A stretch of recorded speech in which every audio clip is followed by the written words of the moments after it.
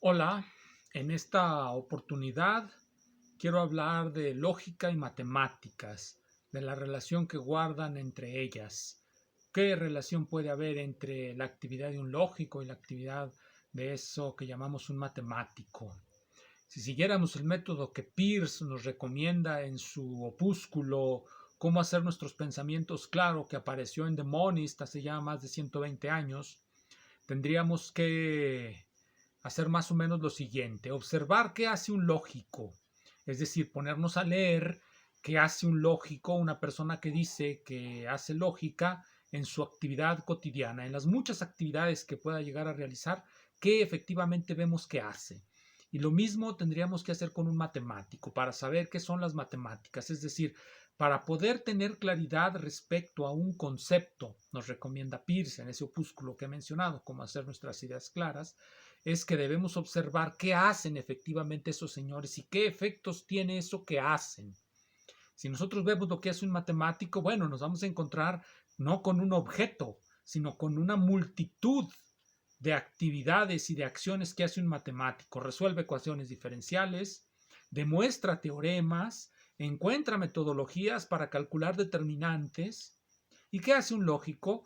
Un lógico construye métodos para descubrir qué argumentos son correctos, qué argumentos son incorrectos, qué argumentos son verdaderos y qué argumentos son falsos. Construye sistemas de reglas que debemos de seguir en ocasiones de manera mecánica, recursiva, y más o menos eso es lo que podemos ver cuando vemos los artículos de los matemáticos y de los lógicos, y somos, bueno, no los podemos ver todos, pero vemos algunos. Entonces, de eso, ¿qué definición encontraríamos de la lógica o de las matemáticas? De la lógica podríamos encontrar una muy similar a la que dio Peirce en la entrada del segundo tomo del diccionario Baldwin. En la entrada de lógica, Peirce nos dice, no nos dice la lógica es tal cosa, nos dice el problema fundamental de la lógica, es decir, la lógica es la solución de un problema. A eso que llamamos lógica vamos a encontrarlo única y exclusivamente, se nos va a volver claro, cuando sepamos que es la solución de un problema. ¿Qué problema es este? El problema de separar los argumentos bien hechos de los argumentos mal hechos. Esta definición la encontramos también en Quine, en su libro Los métodos de la lógica, aunque no es propiamente una definición típica en la que decimos A es y ponemos una serie de propiedades. No, Peirce nos dice, nos da su metodología de inmediato y nos dice, la lógica es la solución de un problema. ¿Cuál? Separar cuáles argumentos están bien hechos de cuáles argumentos están mal hechos. En general, la lógica es eso. Es la metodología para separar los razonamientos, digámosle así, correctos de los razonamientos, digámosle así, incorrectos. Eso sería la lógica y de acuerdo a Peirce es la solución de un problema. ¿Qué son las matemáticas? Si consultamos la entrada respectiva en el mismo diccionario de Baldwin, en la entrada Mathematics, escrita por el profesor Fine de la Universidad de Harvard, recordemos que Peirce no estaba en la Universidad de Harvard, iba a dar conferencias ahí, pero no trabajaba ahí, no cobraba ahí. El profesor Fine nos va a decir, las matemáticas son la ciencia de las relaciones abstractas entre objetos abstractos. Puntos en el plano, líneas en el plano, objetos abstractos de la teoría de grupos, es decir, relaciones abstractas. ¿No la lógica también nos hablaría de relaciones abstractas? Claro que sí. La lógica, como lo dice Peirce, es la solución al problema de distinguir los razonamientos bien hechos de los razonamientos mal hechos. ¿Cómo se procede a esa distinción? Bueno, se debe desarrollar un método para encontrar los argumentos bien construidos de los argumentos mal construidos. Para construir un argumento bien, se siguen reglas y esas reglas se pueden formalizar en un papel, con lápiz y papel podemos escribir regla 1, regla 2, regla 3, sigue estas reglas y harás un razonamiento bien hecho. No sigas estas reglas y tendrás un razonamiento mal hecho o una falacia. Claro, no todas las falacias surgen de seguir mal las reglas. Algunas falacias surgen de nuestro deseo de confundir al otro, de ganar una discusión, de hacer retórica, pero la retórica no es lógica. La retórica la podríamos definir, siguiendo a Peirce, como la solución al problema de qué manera logro derrotar a mi oponente en una discusión. Si no lo logro derrotar mediante la lógica, porque a final de cuentas yo no tenga razón, entonces lo puedo derrotar mediante el sofisma, mediante la retórica, mediante argumentos mal hechos que el otro no puede reconocer y que yo manipulo adecuadamente para salirme con la mía. Eso sería la retórica. También la retórica es la solución al problema de cómo convenzo a las masas de que me sigan. Generalmente las masas no saben lógica, no saben reconocer un argumento bueno de un argumento malo. Un argumento bueno le vamos a decir un argumento válido. Un argumento malo le vamos a llamar un sofisma o una falacia. Entonces la lógica nos va a permitir reconocer mediante algún método los argumentos válidos de los argumentos sofísticos o falaces. ¿Cuál será ese método? En primer lugar está la cuestión de las reglas. Debemos de establecer ciertas reglas y esto de establecer reglas es lo que nos lleva a lo que es un sistema formal y nos muestra que si seguimos la definición del Dr. Fine que acabo de comentar, resulta que la lógica también es matemática. ¿Por qué? Porque es la ciencia de las relaciones abstractas, en este caso de la relación de consecuencia lógica, o por decir, sí, la consecuencia lógica, por poner el ejemplo explícito, la relación de consecuencia lógica entre las proposiciones. Por eso muchos definen la lógica como el estudio de la consecuencia lógica. Pero es, si queremos hacerlo a la manera peirciana, a la manera pragmaticista, como Peirce, pragmaticistas, diremos que la lógica es, a final de cuentas, la metodología para construir argumentos correctos y distinguirlos de los argumentos falaces, los argumentos válidos de los argumentos falaces. No para llegar a la verdad. Un argumento puede estar bien hecho, pero si sus bases fundamentales, aquello de lo que parte, es incorrecto, digámoslo así, entonces puede generar falacias. Podemos seguir las reglas de la relación de consecuencia entre proposiciones y encontraremos en ocasiones que hemos hecho falacias. Pero bueno, eso se puede distinguir si introducimos el concepto de evaluación de un sistema lógico. Pero bueno, eso ya son técnicas ya específicas. Lo que nos debe de quedar claro es la lógica es la metodología para distinguir los argumentos válidos de las falacias. Y la metodología significa la construcción de un sistema formal de razonamiento. Es decir, con lápiz y papel, en una hoja en blanco, colocamos una serie de axiomas, axioma 1, 2, 3, nuestros principios fundamentales, establecemos las reglas de inferencia y voilà. Nuestra definición recursiva, solamente, etcétera, etcétera, solamente serán proposiciones de nuestro sistema, fórmulas bien formadas, aquellas que sigan este y este paso de acuerdo a la regla tal, tal y tal. Ya. ¿Qué es pues la lógica? Es eso. Obviamente, como dijo Peirce en la entrada de ese mismo argumento, hay muchas definiciones de lógica. ¿Cómo definía Hegel la lógica? Definía la lógica es el sujeto trascendental en el medio del pensamiento. Algo así. El sujeto trascendental en el medio del pensamiento, porque en la definición de lógica que hemos dado no hay subjetividad. No estamos definiéndola como algo que tenga que ver con un pensamiento en nuestra mente, en el páramo trascendental del idealismo alemán o en alguna cosa de eso. No, son reglas públicas, objetivas, que colocamos en un papel, es decir, su sistema formal que escribimos en un papel y que cualquiera puede seguir y ciertamente si lo sigue bien, estará haciendo un razonamiento bien hecho. Sin embargo, con las definiciones del idealismo alemán, pues bueno, esa es una, por recordarles una. Voy a decir otra, esta es de las lecciones de filosofía tomo 2 del profesor Elie Rabier, de 1909, es el tomo 2, aquí lo tengo, es la parte de lógica, creo que sí alcanza a leer filosofía, es el tomo 2, lógica, tomo 2, lógica.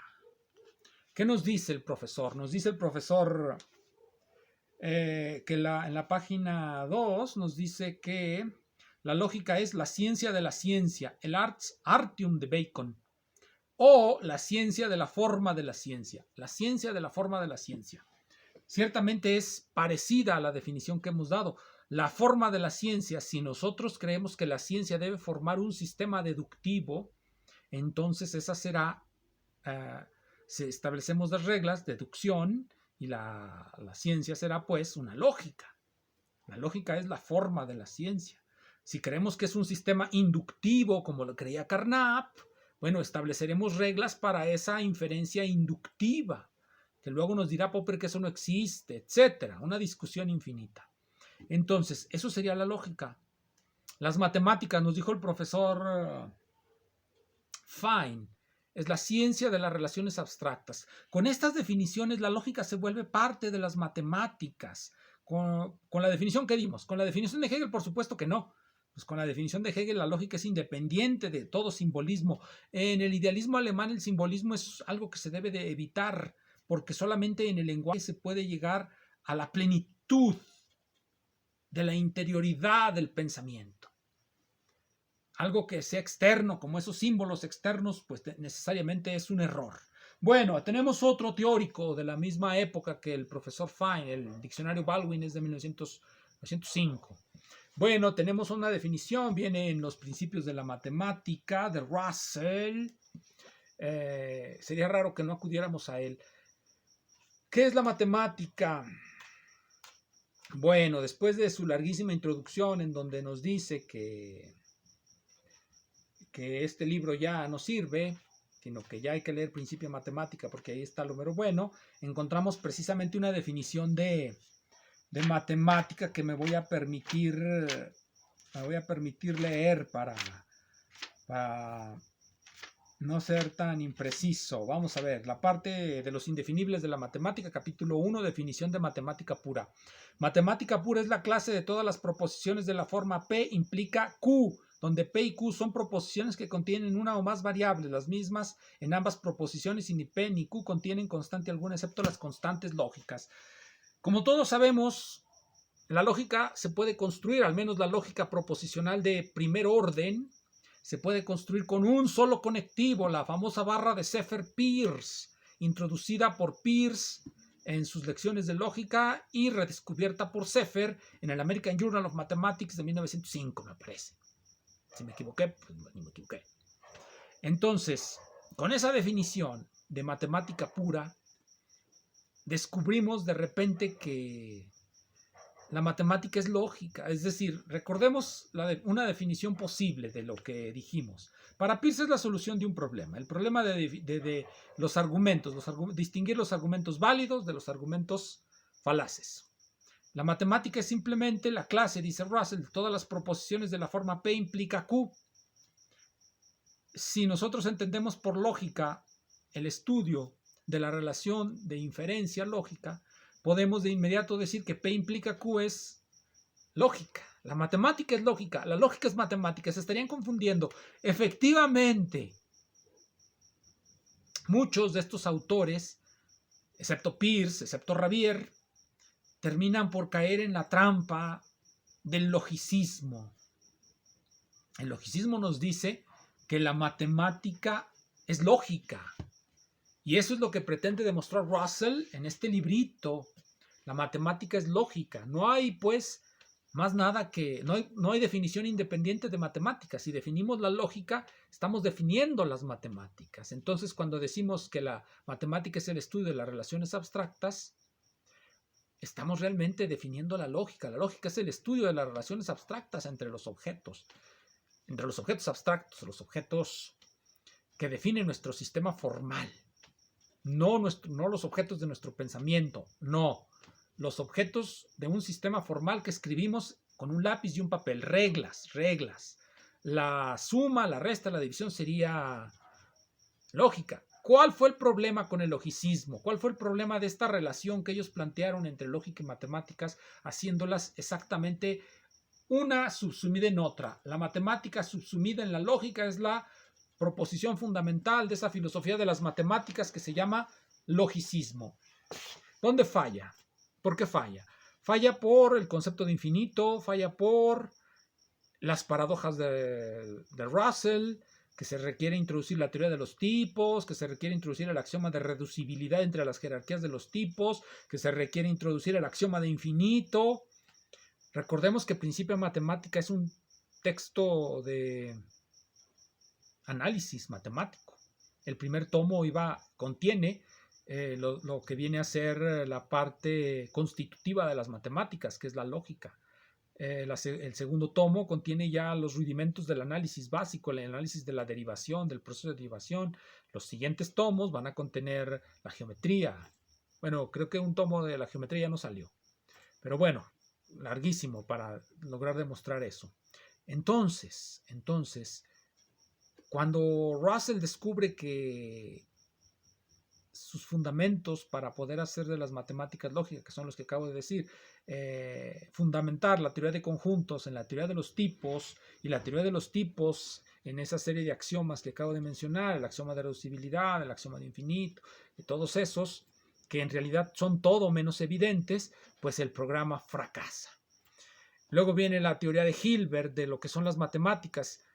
Dejamos de lado su relación con el mundo, que finalmente esa relación desde el punto de vista histórico ya había fenecido en el gran siglo de los matemáticos ingenuos, como lo eran D'Alembert, Euler, Lagrange. La matemática no era independiente, sino que se validaba, sus fundamentos últimos estaban en la plenitud de la naturaleza. Cuando finalmente con Cauchy se descubre o se inventa que la matemática es independiente de esa plenitud natural, sino que es un invento de la mente humana, pero aunque sea invento de la mente humana, no está sujeto a la subjetividad humana. Establecidas las reglas de uso en los sistemas matemáticos ya son independientes de lo que el sujeto quiera. Y además el sujeto no puede establecer los sistemas y obtener en ellos lo que quiera tampoco. Es decir, son o presentan hasta cierto punto una objetividad, una independencia de nuestras voliciones. Serían un páramo distinto al páramo de nuestras emociones, es decir, la lógica, si la entendemos como matemática, sería externa al sujeto. La matemática sería también externa al sujeto. Por lo tanto, serían externos a todos los sistemas idealistas. Por eso, en los sistemas idealistas, la lógica y las matemáticas y todos los simbolismos quedan fuera. Están fuera porque no se pueden reducir a lo subjetivo. Están más allá del sujeto, por decirlo así. Pero bueno, eso es irrelevante en este momento. Entonces, la matemática se fundaba en esa plenitud. Cuando ya no se funda en el mundo natural, ¿en dónde se funda? ¿Cuáles son sus fundamentos? Bueno, los intentó hacer Russell no los obtuvo. Hilbert creyó que esos fundamentos eran simplemente establecer las reglas formales y validarlas. Es decir, establezco un formalismo, la matemática no es más que un formalismo y debo de demostrar ciertas condiciones, que es consistente, que es completo. Consistente es que no puedo obtener contradicciones en él, completo es que puedo obtener todo lo que yo he obtenido por otros medios en él, es decir, todo lo que obtengo por lo que se llamará a partir de entonces matemática informal, a distinción de la matemática formal, debe de poder haber una relación entre ellas. El teorema de Gödel dará al traste con el formalismo. ¿Qué nos queda entonces? La matemática no es un sistema formal lógico. El teorema de Gödel es un teorema sobre sistemas lógicos. Entonces, ¿qué nos queda? ¿Cuál es la relación entre las matemáticas y la lógica? Una relación muy complicada, de hecho. Definir esa relación es establecer una filosofía tanto de la lógica como de las matemáticas. Por lo tanto, no es algo sencillo, aunque parezca sencillo. Y en la medida en que de lo que se trata en las definiciones es en la búsqueda de significados y de sentido, estamos ya dentro de los dominios de la filosofía. Definir la lógica y las matemáticas y establecer sus relaciones ya parte de una filosofía. Muchísimas gracias.